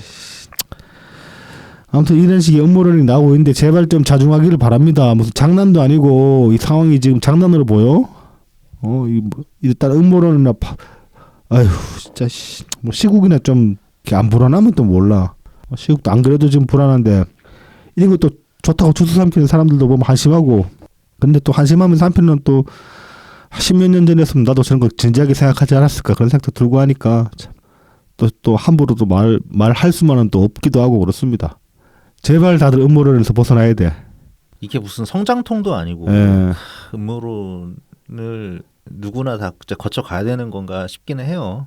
뭐 이제 좀 일찍 깨치는 사람들은 그냥 처음부터 무시하고 생각하는 사람들도 있죠. 근데 네네. 저처럼 이제 그렇게까지 일찍 못 깨치는 인간들은 한번 겪어봐야 되는 경우도 있을 수는 있지. 근데 겪어보고서라도 제발 좀 빠져나오길 바란다. 그래서 예. 입증할 수 없는 것들은 그냥 묻어둬야 된다. 뭐 그 생각이 얼마나 좀 솔직히 그럴싸하든 상관없이. 그러니까 언제나 그런 거거든요. 남이 틀렸다고 해서 네가 맞는 게 아닙니다. 그렇습니다. 네. 다 틀린 경우가 대부분이에요. 그렇죠. 네. 전혀 엉뚱한 곳에서 좀 그러니까 모두가 헛다리만 짚고 있는 네. 그런 상황일 경우가 많죠. 그렇습니다. 자 이제 개헌 이야기를 좀 해봅시다. 네. 12월 31일 전직 국회의장과 총리, 당대표 분들께서 모여서 간담회가 있었습니다. 이게 이제 그 정대철 개헌 뭐지? 헌정회. 헌정회 회장이 이제 주최한 거거든요. 네네. 여의도에서. 그래서 이제 정세균 전 총리 요거 이제 전 국회의장 자격으로 나왔던 여기 참석하신 분들이 정세균, 문희상, 박병석, 김진표 전 국회의장. 네. 그리고 그리고 이낙연 전 총리 네. 나와주셨고, 네. 그다음에 서청원 전 새누리당 대표, 네. 황우여 전 새누리당 대표, 손학규 민주당 아니야? 이 양반이 뭐 여기저기 많이 아니 근데 당 대표는 민주당 아니야? 민주당에서도 했었고 바른미래당에서도 했었고 그럼 뭐 아무튼 여기저기 당 대표. 여기저기 당 대표. 네. 그다음에 이제 전병헌 네. 현 우리 새미래민주당 그러니까 대표님. 이제 원래 전직 당 대표라고 기사에 명시되어 있는데 전병헌 대표는 우리 당 대표 말고는 하신 적 없잖아. 네. 그리고 지금 현직이시잖아. 네. 그래서 이제 굳이 하면 이제 전병헌 당 대표면 현직 당 대표다. 이렇게 그렇죠. 얘기할 수 있습니다. 모여서 이제 간담회를 했는데, 그래서 이분들이 하신 말씀을 봅시다. 그래서 김진표 전 국회의장은 이렇게 말씀하셨어요. 5년 단임 대통령제가 정책의 연속성을 저해한다. 장기적 국가 과제를 해결하지 못하고 있다. 최소한 4년 중임제로의 전환을 통해 정치의 안정성과 효율성을 높여야 한다. 자, 그다음에 이제 전병헌 대표께서는 새로운 권력 구조를 통해 안정적인 국가 운영을 보장해야 한다. 개헌이 이루어지지 않는 대선은 또 다른 정치적 혼란을 가져올 뿐이다. 헌정사에서 개헌은 4개월 만에 완료된 사례도 있다. 현재의 정치적 위기를 고려하면 이번에도 충분히 가능한 일정이다. 그래서 이제 이 반면에 황우회랑 정홍찬 등은 이제 그 독일식 내각제를 모델로 제시를 했습니다. 이거 이제 이원직 정부제를 말하는 거죠. 네네. 그래서 이제 이원직 정부제를 간략하게 설명을 드리면은 대통령 같은 경우는 이제 국가 원수로서 그다음에 이제 외교적 차원에서 국가를 대표하는 상징적 존재로서 이제 자리를 그러니까 대외적으로는 대통령이고, 그렇죠. 그다음에 행정부 수장은 의회에서 뽑은 총리가 되는 거예요. 네네. 그래서 뭐 다수당의 보통 대표가 네. 하게 되죠. 그러니까 이제 굳이 뭐 비유를 하자면 좀 비슷하게 통치 구조가 흘러갔던 게 이제 문재인 정부 때, 그때는 총리한테 거의 책임 총리에 가깝게 맡겼기 때문에 네네. 실질적인 행정부 수장 역할을 총리가 했었기 때문에 이제 이 비슷한 형태로 흘러갔다고 볼 수 있는데, 그거를 이제 이원직 정부제가 되면 대통령이 총리를 임명하는 게 아니고 국회에서 임명하게끔. 네. 그렇죠. 그래서 다수당이 총리를 임명하게끔 그렇게 한 게 이제 독일식 이원직 정부제다. 그리고 장관도 전부 국회의회에서 네. 선출을 하게 됩니다. 네. 예. 그러니까 의원 내각제와 약간의 이제 거의 의원 내각제스러운 거라고 할 수 있죠. 그렇습니다. 네.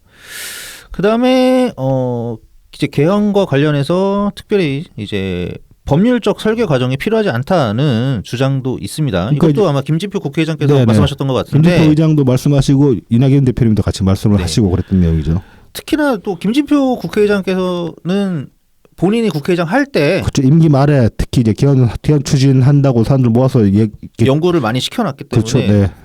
틀이 어느 정도 잡혀 있기 때문에 네. 그래서 그 틀대로 네.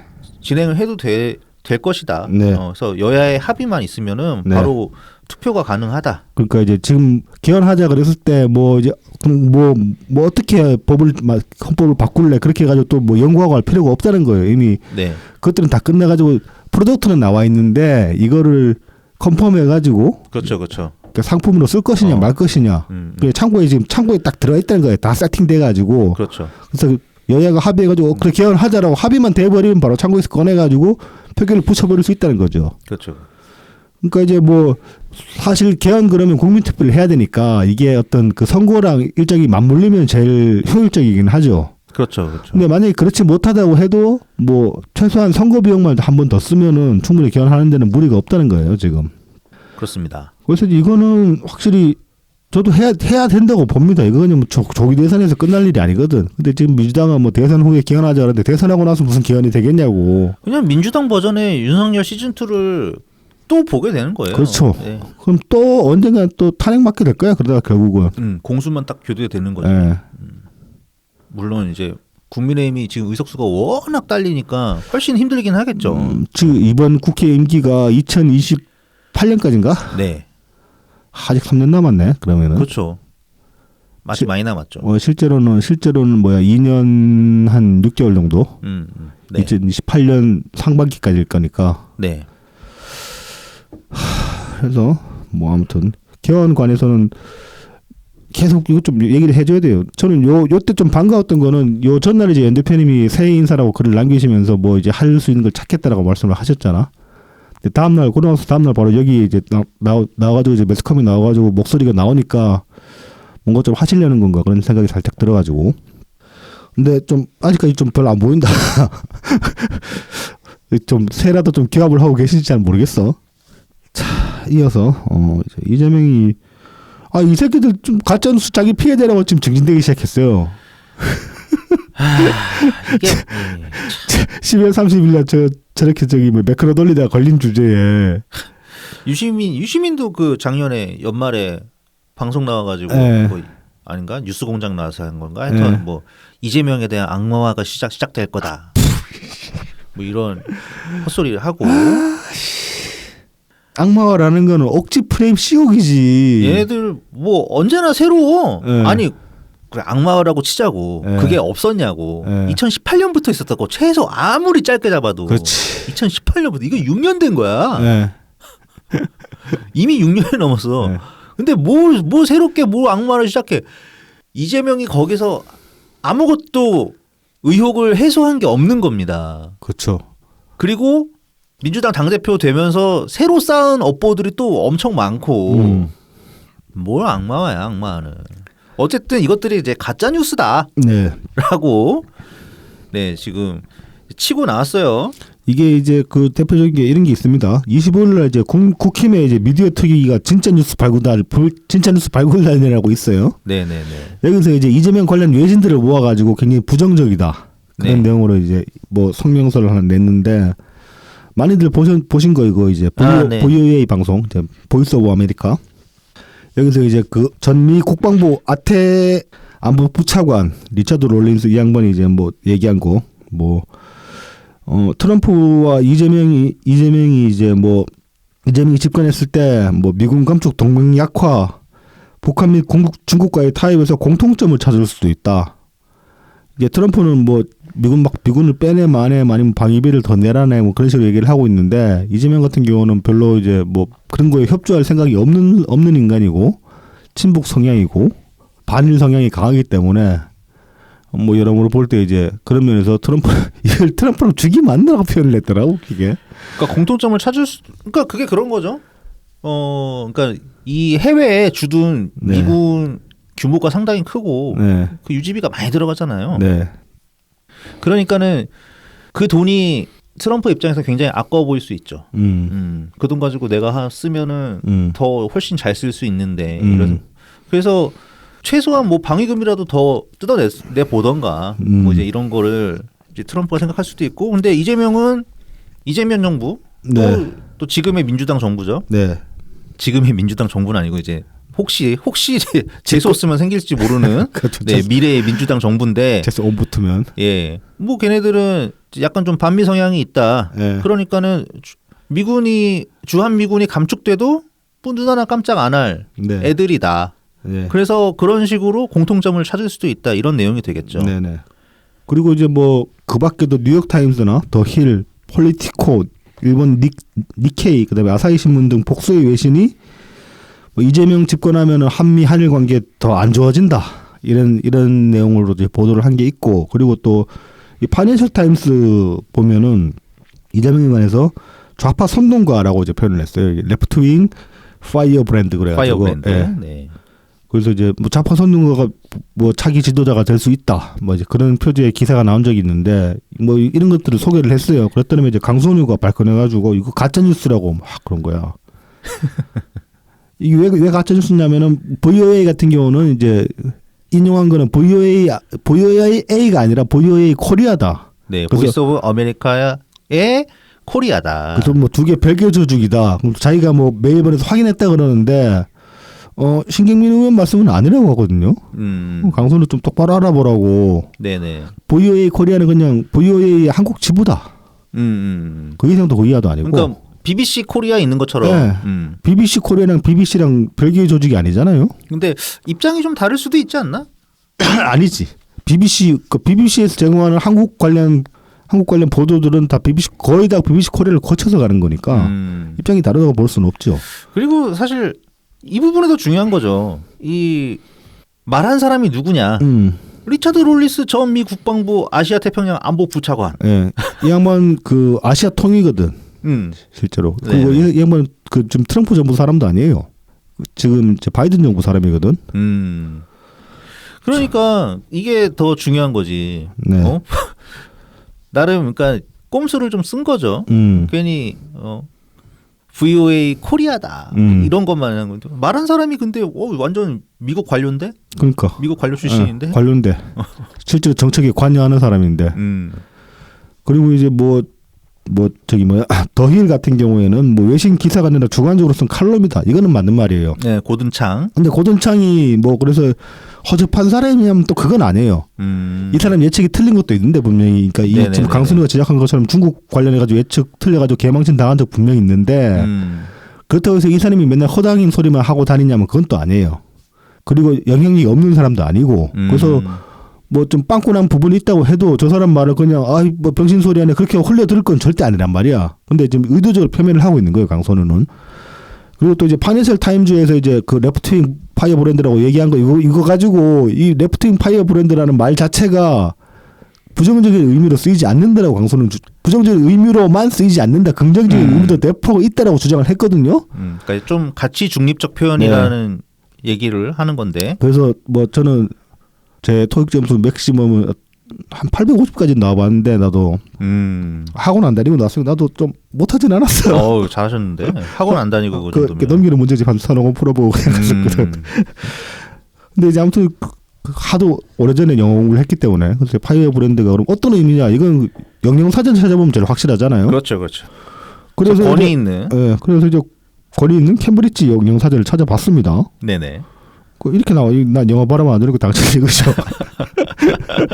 오랜만에 영어 읽으니까 어색합니다. 네. A person who causes political or social trouble by opposing authority and encouraging others to do so.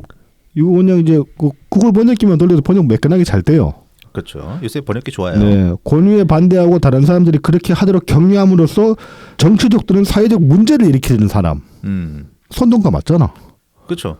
그러니까 선동가라고 이제 번역한 거는 정확한 반영이고 이제 선동가라는 거를 이제 어떻게 생각할 거냐. 선동이 꼭 나쁜 거냐. 뭐 부정적으로만 쓸 수 있냐. 이제 뭐 그런 건데. 그래서 이제 뭐 강선우는 마틴 루터 킹도 뭐 레프트윙 파이어 브랜드로 그렇게 소개가 된다. 그렇게 얘기를 하고 있으면 맞는 말이에요. 약간의 이제 시위 같은 거, 집회 같은 게 따라가긴 하니까. 네네. 네. 그러니까 어떤 그 무브먼트를 그렇죠. 주창하고 움직이는 거죠. 그러니까 사람들을 움직이는 거죠. 모이게 하고. 네. 그런데 이제 이재명의 경우에는 글쎄,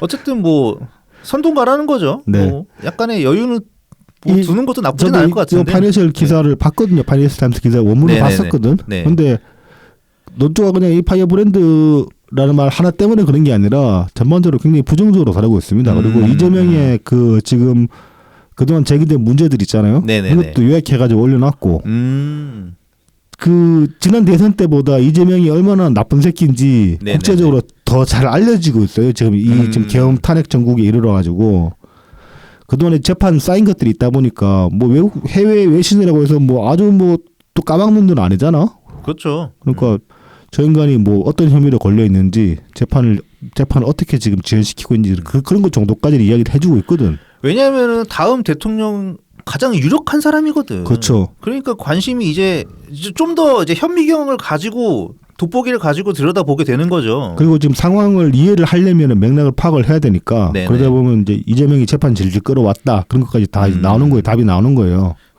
그러니까 이게 강선우 대변인이 오히려 맥락을 숨겼네. 오히려 파이어브랜드라는 단어 하나에 집중하게 만들었네. 그렇죠. 의도적으로 그렇게 좀 하려고 노력을 했는데 그놈의 맥락 타령 좋아하는 개딸들이 이런 거 더 신경 써야지. 근데 이 강선우가 지금 민주당 국제위원장이거든. 근데 골 때리는 게 뭔지 압니까? 얼마 전에 그 이재명이 일본 대사 만났거든. 네네. 겸 전국 이르러 가지고. 네. 근데 일본 대사 만났다는 얘기를 이제 강선우가 SNS에 글을 올리면서 일본과 동맹 관계라는 얘기를 썼어요. 국제위원장이라면서 그 제1당 국제위원장이라는 작자가 일본이나 우리나라가 동맹 관계래. 그냥 1시간 정도만 딱 시간 써가지고 이낙연 대표님 강연 한 번만 딱 들으면 기본은 그러게 알게 말이야. 되는데. 그러게 말이야. 동맹은 한미 동맹밖에 없다. 우리는 네. 우리나라 동맹국은 미국밖에 없어요. 네, 미국밖에 없습니다. 좀 그래서 좀 어디서 개념 그렇게 일본 싫어하면서 토착이고 막 그러면서 그러게 말이야. 갑자기 동맹? 우리가 언제부터? 우방국 정도지. 가깝지만 먼 일본. 아무튼 그래서 뭐 이재명 관련한 부정적 입장에 외신 보도들을 그냥 가짜뉴스로 치부를 하려고 하는데 사실 억지다. 네네. 자, 그래서 이어서 이제 민주파출소라는 걸 민주당에서 만들었죠. 네, 만들었습니다. 네네, 만들었죠. 네네. 이거 이제 가짜뉴스 막으려고 이제 뭐 민주파출소라는 홈페이지를 개설을 했고, 이 홈페이지 메뉴를 보면은 뭐 허위 정보를 제보하는 방법을 안내하는 호신술 게시판이 있고, 그다음에 호신술. 제보받은 사안이 이제 어떻게 처리되고 있는지를 진행 과정을 보여주는 게 유치장. 그다음에 최종 결과를 이제 게시하는 게 교도소. 되게 살벌해요, 메뉴가. 되게 이제 뭐 기억하실 분들은 하시겠지만 22년 대선 때 네. 그때 재명인의 마을에 재명인의 파출소라는 게 있었습니다. 맞네. 그거 그대로 다시 가져온 건데 훨씬 메뉴만 더 독하게 이름을 장명을 해가지고 가져온 거예요. 그러네요. 재명인의 파출소에서는 아마 그때 최종 메뉴가 유치장이었을 거예요. 거기서는. 근데 이제 교도소까지 갈 거야. 교도소까지. 다음엔 사형 집행 이런 거 나올지도 몰라. 그러면서 이제 뭐 가짜뉴스 제보를 받는다 그러고 있고, 이 관련해서 이제 그 김현이 1월 2일 뉴스공장 나와서 이런 얘기를 했어요. 양문석 의원이 한동안 김건희 댓글팀에 대한 추적을 진행해 오다 일정 정도 이제 확인이 돼가지고 고발하려던 차에 이재명이 조직적 대응을 주문해가지고 민주파출소를 새로 만들게 됐다라고 얘기를 하고 있습니다. 양문석이 추적을 진행 하나도 기대가 안 되는데 망신당할 것 같은데 얘들아. 야, 그리고 지들이 매크로 돌리고 지금 우리 당에서 저 이낙연 대표님 관련해서 가짜뉴스 지금 실제로 고발 들어가니까 얘네들 지금 더 이상 그런 식으로 지금 음해를 못 하고 있어요. 덕후랑 뭐 이렇게 일부 커뮤니티에서는 이제 네. 잘 안 나온다는 게시판에서 아예 막아버렸잖아. 그냥 이제 기사만 아예 복사해서 긁어 오는 정도만 나온다고 하죠. 네. 더 이상의 어떤 말도 못 하고. 네네. 근데 얘네들 그 고발하겠다는 내용이 뭐 이런 거더라고. 뭐 민주당 때문에 뭐 내란이 더 길어지고 있다라던가 뭐 이런 얘기들까지 고발을 근데 그건 진짜 입막음이 입 틀어막기예요. 왜냐면 그건 개인 견해인 거고. 그렇죠. 개인 견해죠. 네. 지금 현 시국에 대한 개인의 평가지. 네. 근데 그걸 고발을 한다고? 고발해가지고 고발하면 고발이 먹히긴 하겠어. 그러니까 이게 니네가 맨날 말하는 그 괴롭히기 아니야. 그 뭐 검찰식으로 뭐 검찰이 먼저 특혜식으로 해가지고 그냥 잡아놓는다는 그거랑 다를 게 또 없죠 진짜로. 얘들 지금 뭐 탄핵 남발하듯이 지금 고발 남발하려는 것 같아요. 꼬라지 봐가지고는. 지난 대선 때도 실제로 했었고 이 녀석들이 했었죠. 네네. 그런데 이걸로 막을 수 있는 수준이 아닙니다. 이재명이 죄과라는 게 드러난 죄과라는 게 그리고 지금 당신들이 해온 짓거리라는 게 업보가 쌓여있는 업보는 사람들이 다 느끼고 있는데 이걸 어떻게 해요? 가짜뉴스 취급해가지고 막 틀어막겠다는 거예요 대체. 이거 해가지고 만에 하나 이재명이 정말 대선 후보로 다시 한번 나온다고 해도 네. 당선될 것 같니? 그러니까. 이거 해서 고발장 막 날려가지고 고발장 막 날리면 그것 자체로 뉴스가 될걸? 그렇죠. 절대로 뽑아주면 안 된다고.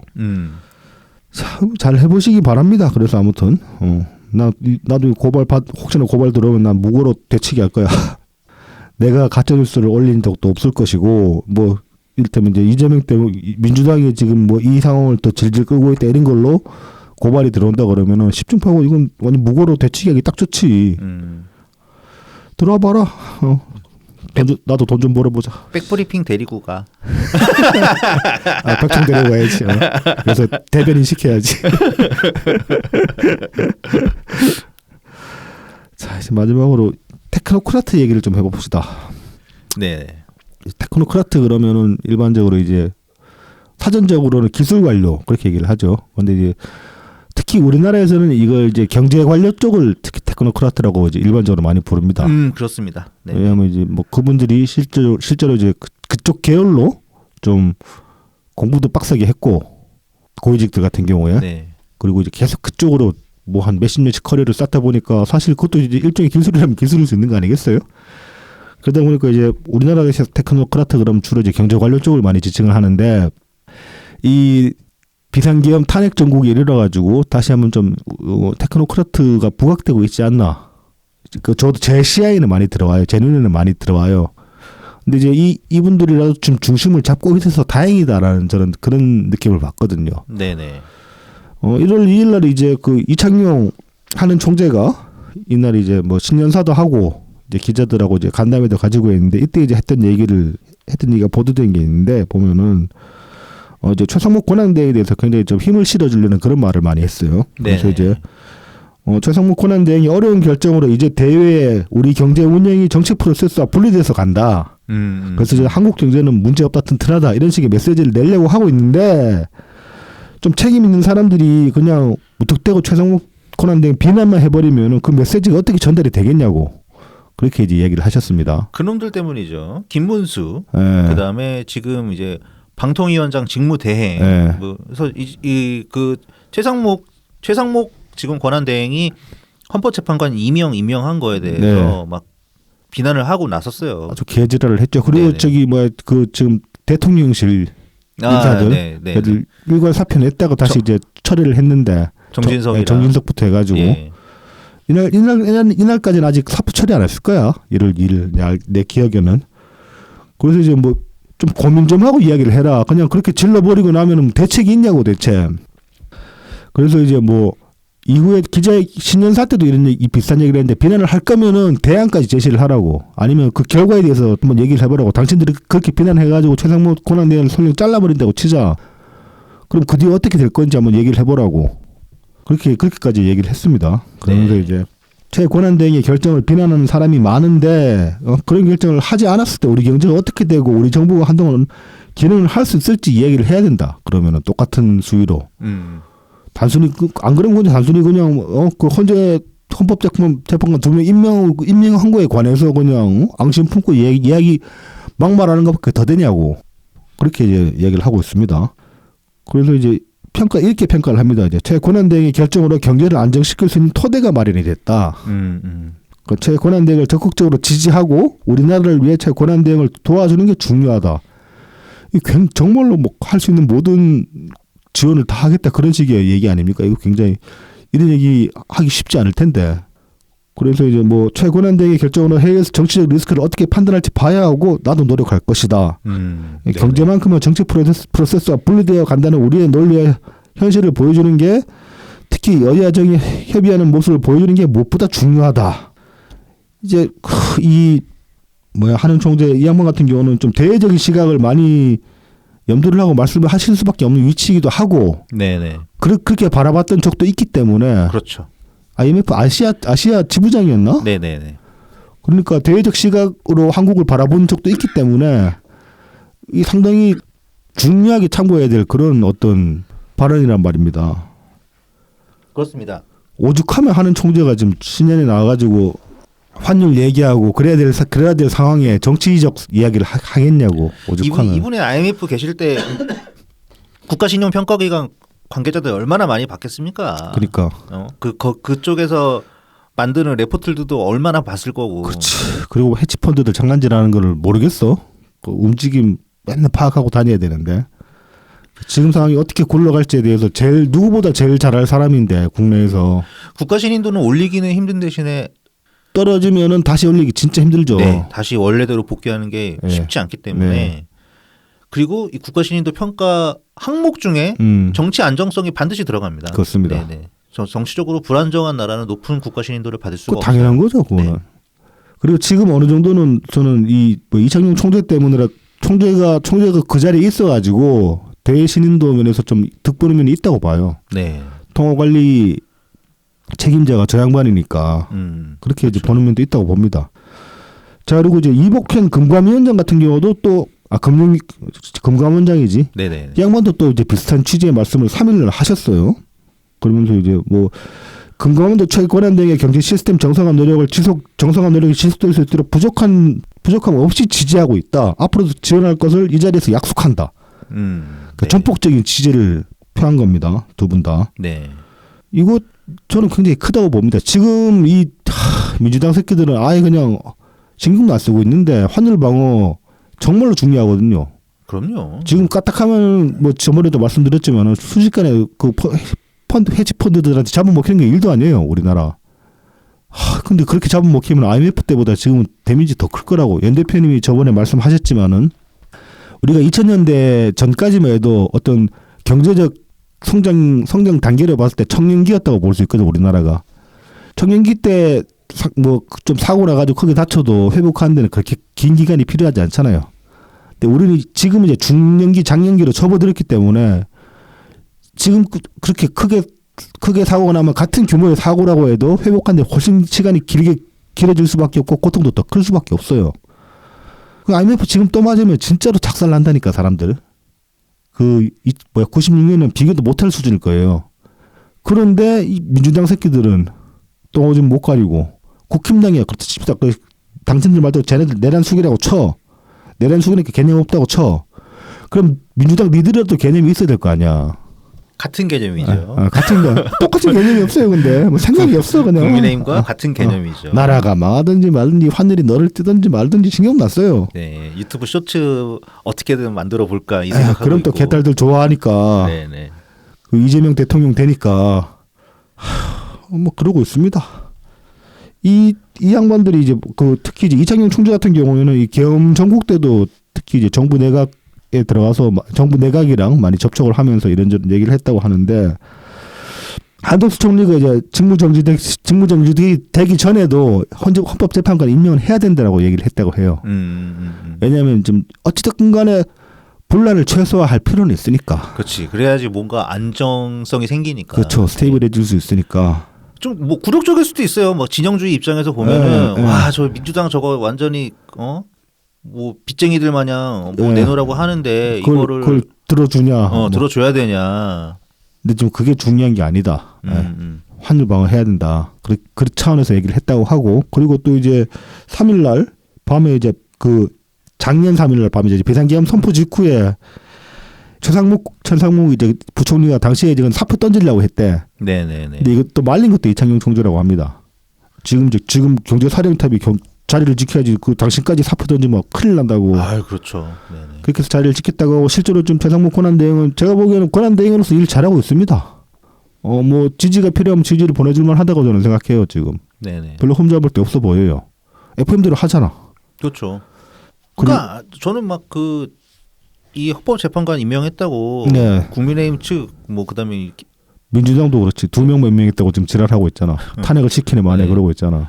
김문수 뭐 이런 애들이 막 뭐 배신자 또 이런 소리 하고 그걸 들어주면 어떡하냐 막 하는데 이게 들어주는 게 맞는 겁니다. 들어주는 게 맞는 거지. 그렇지. 지금 헌법재판관 지금 6명이잖아요. 그러면 이 상태로 가가지고 그냥 니네 말대로 탄핵 심판 자체를 아예 계속 홀드시켜 놓자고.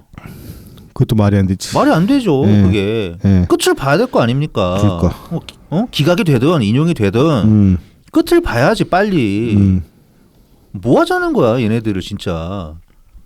정신머리 없이. 거기다 그 민주당이 올린 2명 중에 그 마음 뭐시기야 그 완전 마은혁. 예, 마은혁. 거기는 결국 보류시켜놨잖아. 그렇죠. 거기까지는 했잖아. 그래도. 예, 그러니까. 이게 뭔가 적정한 그냥 수준의 네. 결과를 도출한 거지. 그렇습니다. 할 수 있는 건 딱 할 수 있는 선까지는 딱 한 거죠. 네. 그래서 뭐 여론이 필요하면은 뭐 저희가 여론전을 할 수 있는 거 아니죠? 그러니까 민주당이 막 미쳐가지고 그래서 최상무 권한대행까지 탄핵시켰다고 하면은 네. 그다음에 뭐 하려고? 그러니까 어떡할 건데? 그러니까 어떻게 할 거냐고 도대체. 그다음에 뭐 보건복지부 장관 차례던가? 뭐 그렇죠. 하여튼 뭐 예. 대충 그 정도 되잖아요. 네. 행안부 없고 막 그러니까. 네. 아니면은 보건복지부 아니면 이제 뭐 과계부 장관일 예, 텐데 예. 거기까지 내려가서 뭐 어쩌려고. 그리고 그러면 그때는 경제정책 누가 뭐 실행할 건데 뭐 차관이 하면 돼? 기재부 차관이 하면 되나? 이번에 그렇게 큰 사고 났을 때 어떻게 대응을 하려고. 그러니까. 안 그래도 총리 없어가지고 지금 경제부총리가 대행이라서도 힘들다고 하는 판인데. 한 4개 뭐 4개 역할 정도를 동시에 해야 된다고 하죠 지금 상황이. 네네. 아무 생각이 없어 이 새끼들. 생각도 안 쓰는 거지. 그러니까 진짜로.